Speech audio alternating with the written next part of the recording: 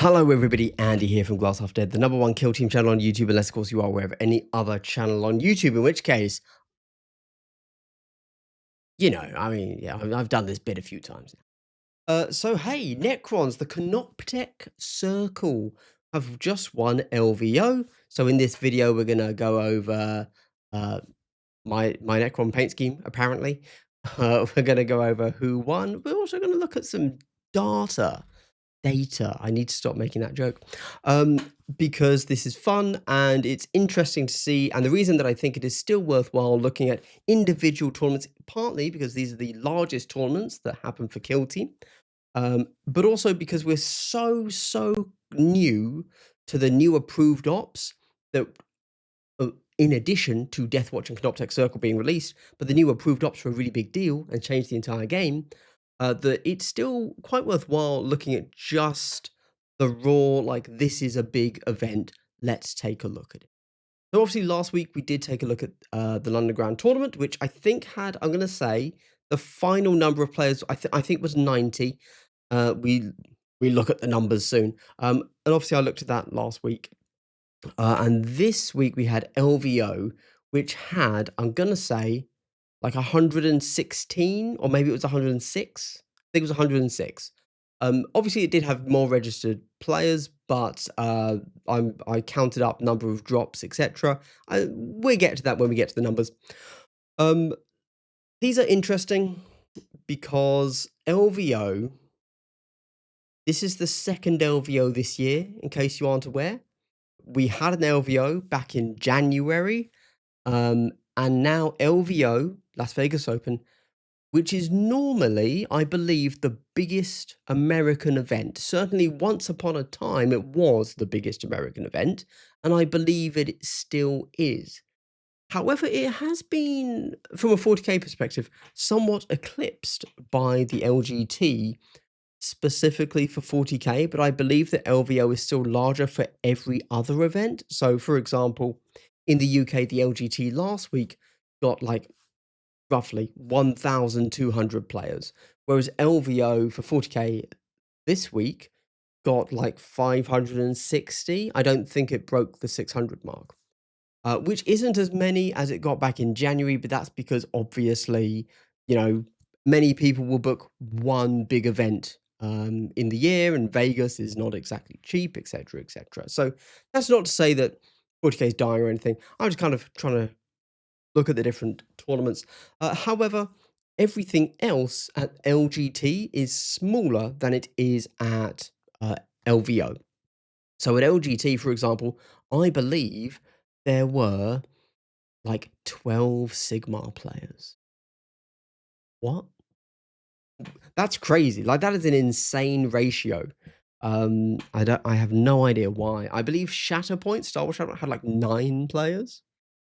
I don't know what LVO had for those games, but I'm sure it was more. There you go. Cool. With that said, let's get into the LVO results, because yes, I want to mainly talk about kind of different, like, overall win rates, but we are going to have a brief look at LVO. It was streamed, by the way. It was streamed by Squad Games. You should go check them out. They do a stream that goes to both Twitch and YouTube. And I have to say, every time I watch a stream of Kill Team, I always get quite hyped. Like, oh yeah, it's a big community and it's really exciting. It's really cool. And I then think to myself, I should go and stream some. And I last time after LVO in January, I went through and I bought all the gear I need to go and do that. And then I didn't go and stream a game because I didn't want to, because it's way too much work for zero reward. So, shout out to Squad Games for putting in that effort. Right, very quickly, we're looking at my Canoptek Circle. I'm gonna throw this out there because I was watching some of the streams, and I'm gonna double down. I think that if you're playing Canoptek Circle, it is legit rude to your opponent to not very clearly mark in some form your reanimator and your comms. You have to mark them. Not marking them and making it clear which is very, very cringe. you should do that. Certainly from a top-down perspective, you cannot tell them apart at all. The warrior is the warrior. There you go. And these are as well. I obviously went all out, made it very, very clear. These different shells mean it is a clearly different model. You could do different base rims, or I know some people like to just put like little elastic bands on them. You could do that if you want. That's fair play. But obviously it makes sense to color them differently, and I think that everybody should be doing that specifically for this team. Okay, let's go for it. So first up we have Mr. John Reese, who played Canoptek Circle, who is without a doubt the clear winner of this event. He's the only chap that went, I think it was 9 rounds. Yes, he went all 9 rounds completely undefeated, scoring pretty highly on all of his rounds. Very impressive there. I watched his second round game, which was into, I can't remember who he played into. Was it Commandos? I can't remember. It wasn't Commandos. But oh my God, it was brutal. Obviously, both players were incredibly polite, and it was all good vibes. But wow, the other player just got fucking dismantled. It was it looked bad to have to be in that game and not be John. But there you go. So that's fine. Cool, I guess. But obviously he absolutely dominated the event, and that's really cool. I only caught one of his games. Everything else I was watching was just other stuff. Cool. And then we have Canoptek, Raveners, Canoptek, Wrecker Crew, Deathwatch, Hyrotech, Chaos Cults, Deathwatch. In general, you look at the top 8. For such a big event, you look at the top 8.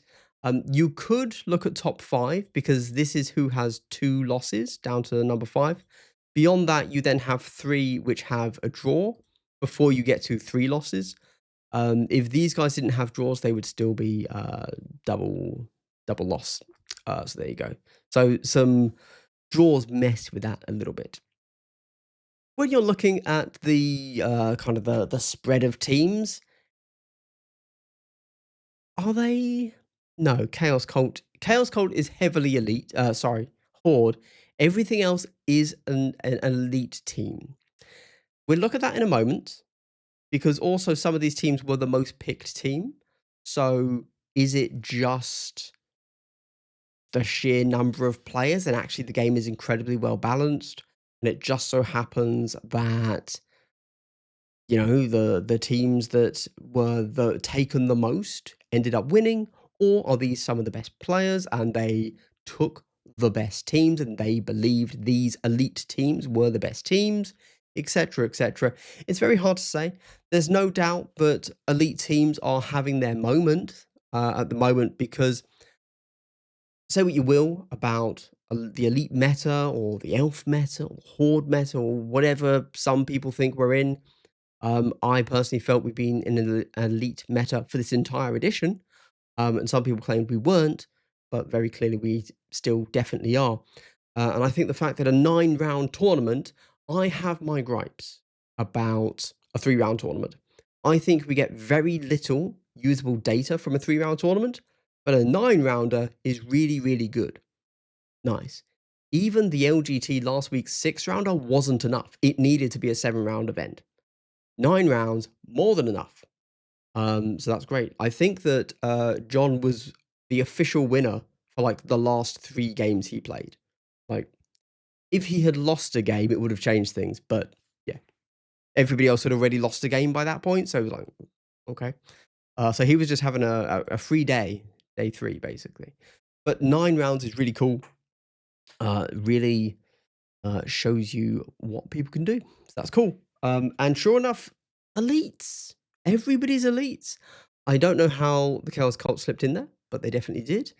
I don't know. So I won't drag it down for you guys. This is going to last ages already, obviously. But it would be interesting to see which matches he lost and won into there. Is it possible that Chaos Cults have a good match into elites, and so he won most of those, but then he had a bad match into a more horde team? I don't know. Or is it purely down to the player, and he won one against Deathwatch, but then lost one against Deathwatch? We shall see. Okay, so that's just the kind of the top 10. Good to see. In most events, for example, at the LGT, I would have said any of the top 8 could have been number 1, right? It didn't last long enough for things to really thin out the herd fully, but 6 rounds is still good. Here, I would probably say, yeah, maybe you could argue top 4 could have been first, but not top 8. So this is, yeah, 9 rounds is a really good tournament size. I very much approve. With that said, let's move on. And hey, did you know that if you want to truly beat off your opponent at the table, you can do that by picking up some gear from me. Check out the pinned comment in the comments. And there's a bunch of affiliate links there for different cool kill team gear and equipment that I use. And if you're ever buying Warhammer, consider doing it from Element Games or Whaling Games in the UK. I have affiliate links for both. It costs you nothing. I get a little kickback. And there are discount codes for all the gear that I use where you get money off and I get a little kickback. Or in the US, use Wargame Portal. Thank you. Okay. Now on to the numbers. So I just threw this into Google Sheets and I just went through all of the everything. It's possible I missed 1 or 2 things. I don't know. I'm not gonna dwell on this too much in this video. This is probably worth its own video, but I just wanted to show you this here. So LVO was set up in a bit of an odd way where it had 2 pods is the word. Championship Pod A, Championship Pod B, and then it also had Championship Pod C, which was the narrative tournament. So the narrative tournament, for 6 rounds, just played amongst themselves, and but then they still got filtered into the overall results, which is a little bit peculiar.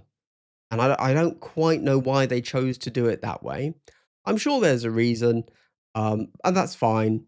But sure enough, the people that went to the narrative knew they were signing up for the narrative. It's not like they randomly got put into the narrative pod.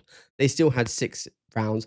However, there was a cap where you, in essence, didn't score for like the last 3 rounds. There you go. So when it comes to the win rates, which we're not looking at here, we're just looking at pick rates. Kind of, I don't know how that's going to filter down for the whole thing, but it's fine. It doesn't matter. Cool. So with that said, we can look at this. This is the thing. I'll look at this another time. Let's look at the combined one. So this here is LGT and LVO combined pick rates. I will say the only team not picked, Galapox infected. There you go. That's amusing, isn't it?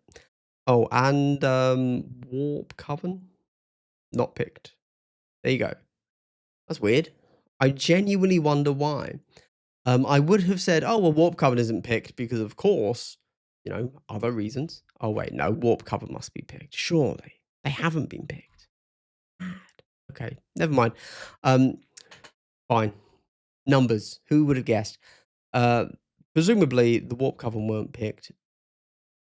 I don't know. I genuinely don't know. There you go. Legit no clue. Anyway, very clearly, let's look at the top 8. Because the top 8, in case you don't know, the reason I have highlighted in, I think, yellow, it could be green, I don't know, these here, is because these top 8 make up 50% of all teams picked. So 20% make up the 50%, which is interesting. And it's Deathwatch, Raveners, Nemclaw, Goremongers, Canoptek Circle, Aquilons, Hyrotech Circle, Wrecker Crew, with Plague Marines just missing out on reaching that top 8. They do reach it over here for LVO, but they didn't manage it for the LGT. In fact, only 1 person picked them for the LGT, which is why they didn't quite. If only 2 people had picked them, they would have made it to the top 8. But there you go. And this is very interesting, and I think it's worth taking a look and a think specifically about the top 8 picks, and what that probably means for the game, for what is powerful, and for what people actually enjoy playing. And the reason I say this is because Deathwatch at 24, Deathwatch being, I mean, this does not surprise anybody, obviously. I understand it. I get it. Cool. Raveners, I also understand, people like Tyranids. They are one of the most played 40k factions.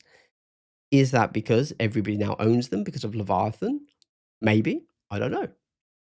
But there you go. Nemesis Claw, again, Space Marines. There's a lot of love for the Night Lords. This makes sense. They're an elite team. Cool. The other thing, of course, for Deathwatch and Ravenous is that they're also relatively new, and we should not discount how much people like to play with new toys, right?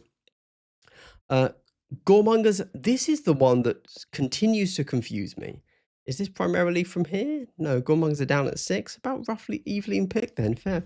So Goremongers are the team that genuinely confuse me about why people, not why people play them, I know why people play them, but that they are so highly picked. They're a very niche team that were only picked so highly, for as far as I could tell. Like, they don't tick any of the boxes of being like a Marine team or something as to why they are so heavily played. But yeah, like, people were playing them because they were very, very strong, and then they got nerfed, but people are still playing them. That confuses me. I suppose people play them because they're fun. A ludicrous notion. There you go. I am actually genuinely quite surprised because I feel like Goremongers don't have a very good matchup into elites in general, and elites are so dominant. I'm surprised that they are there. In fairness, they didn't. Did they win anything? Did they place? They placed 10th. Like, somebody played them. Cool. There you go. Just to be clear, Goremongers can beat elites. It still comes down to the player. I'm just saying, in general, if you told me Goremongers versus Deathwatch, I would vote Deathwatch win. That doesn't mean it has to go that way. We then get Canoptek Circle. This is, of course, a bit of a pickle. Firstly, it's a new team, so people like to play with their new toys. It's also looking like it's very strong. A lot of people have said that, oh, Deathwatch are too OP. Like, if you're looking at the proles, the peasants on the internet, on Reddit, Facebook, everyone said Deathwatch is OP. I think Deathwatch are going to be the main problem for most people, of course. However, people that are wanting to push things and win at tournaments, I don't think Deathwatch are too much of an issue, and I think that you need to be looking at Canoptek Circle, and Canoptek Circle are the stronger team. Obviously, John, an amazing player, piloted them very well, to the point that he was the person that won with them, and other Canoptek Circles took losses, whereas he didn't. I don't know if any of them were mirrors, but who knows? But the Canoptek Circle, I think their power lies in many different areas, and so they can do a lot of things, and they can do it incredibly effectively. Being able to get accurate too so easily is obviously very good. However, the reason most people don't need to worry about them and need to worry about Deathwatch instead is because everyone will play Deathwatch. Not everybody's going to play Canoptek Circle. You're probably fine. Over a tournament, statistically, everybody played against Deathwatch. Not everybody played against Canoptek Circle, right? Aquilons, yeah. Aquilons are, now that they are 11 models, they're a really good team, and I think a lot of people would have been taking them into the elite meta. Aquilons are, of course, just very obvious. Right there on the box, we kill elites, right? So it makes total sense that Aquilons are decently highly picked. And the fact that they came with Hivestorm means most people have them. And the fact that they are Astra Minotaurum, people like Astra Minotaurum. It's a relatively popular faction in 40k. Pyrotech Circle. So, Pyrotech Circle are, of course, Necrons, as Canoptek Circle are. In my opinion, people are playing Pyrotech Circle because they are generally considered by better players than me to be the best team in the game. And so they are probably playing them now because of that, and because they have a good match into elites. If you're looking at the meta and you're saying, what do I take? Pyrotech Circle are 100% in your top 3 of things you could take. to a tournament knowing that you will go into elites, right? And then you have Wrecker Crew. Wrecker Crew, of course, are another elite team, and they're orcs. So yeah. And I think that Wrecker Crew do a very good job of treading that line of people will play these because they are fun to play, because you get to roll 6 dice and you get to roll sixes and the sixes make you better. And that's very fun. And it's the only team that allows you to do that in Kill Team. So that in itself is very cool. However, you get the fun crowd, but I think that Wrecker Crew also have play into pretty much every team out there, with the issue being that obviously they kind of are hard stuck on Into the Dark and Tomb World. That is a big issue for them, and I don't really know how they get around that, if I'm honest. Look, it's not like they literally cannot win those matches, but if you're into an equal skilled player, you're really like you shouldn't win that match if you're Wrecker Crew. So I would go so far as to say that any Wrecker Crew that won on Into the Dark or Tomb World probably won because they are the better player when but significantly. Like it wasn't close. You know, that would be how I would hypothesize those matches went. So I think that if you ignore that and you just look at them on Volkers, I think Wrecker Crew are in a very strong position and can and do have the chops to beat pretty much every team out there. So you get the fun players and the comp players that want to either just love orcs or they don't want to go super mainstream with Death Watch. We've had quite a few events, we've had months of Wrecker Crew having very poor win rates. So that probably means that a lot of players out there that are kind of facing off against the best factions out there probably haven't played into Wrecker Crew lately. And that does give you a little bit of an edge. Any Deathwatch player worth their salt out there is going to have played into Raveners, into Nemclaw, who are just you, but they can take a melter plus a model, right? Are going to definitely have played into Tempestus Aquilons, into Hyrotech. If they've had time into Canoptek Circle, but obviously Canoptek Circle is a very new team, maybe they didn't. Or you need to play to know what Canoptek Circle do, you need to play into a good Canoptek Circle player.